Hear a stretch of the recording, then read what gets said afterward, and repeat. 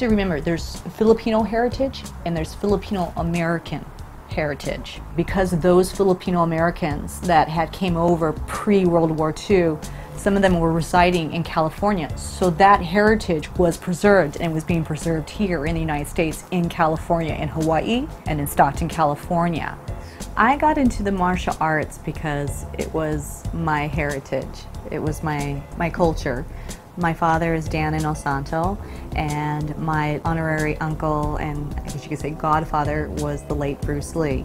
So I have been born and raised around the martial arts world my whole life.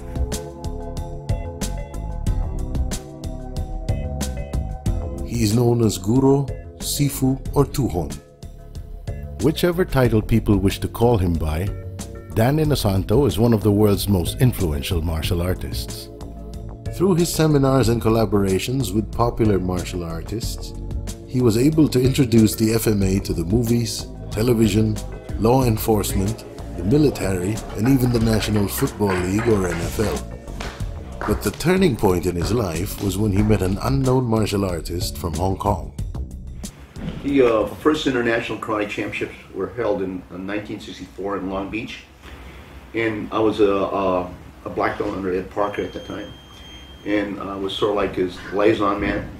And he says there's a Chinese man by the name of Bruce Lee. He's just a young boy, and he's going to be coming in, and I would like you to just sort of take care of him. Here's some money, make sure he eats properly.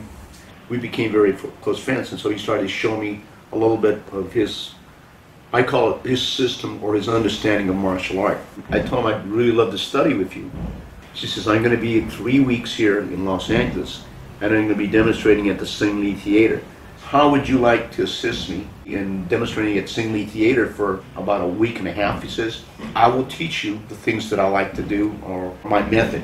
And that's how our friendship started off. So I started studying with him all that time period from 1964. And then we just became very close friends. He was definitely my closest friend at that time period.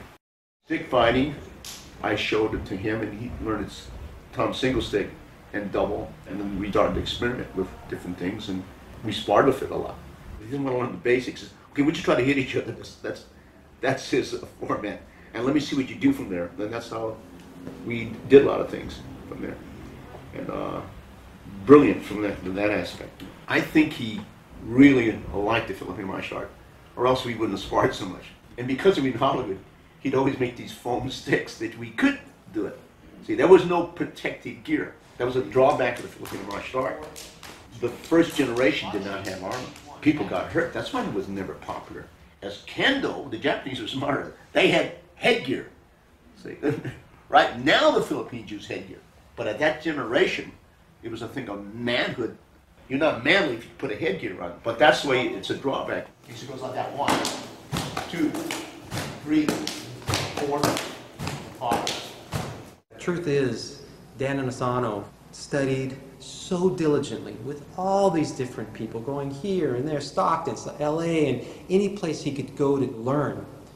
And he would bring people in for seminars. I've gotten to train with so many Filipino martial arts masters because Dan Inosanto paid for them to come to the academy and teach.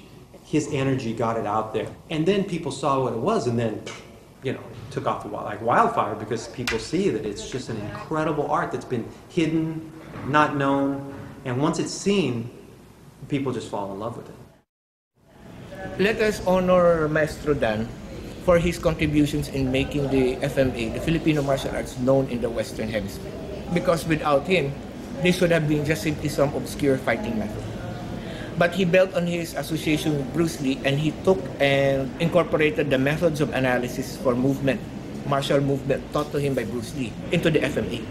And the nice thing about Maestro Dan is that he has often been open about promoting people who teach FMA, giving them the recognition due, and encouraging people to study under them. That makes him a rarity in the martial arts world.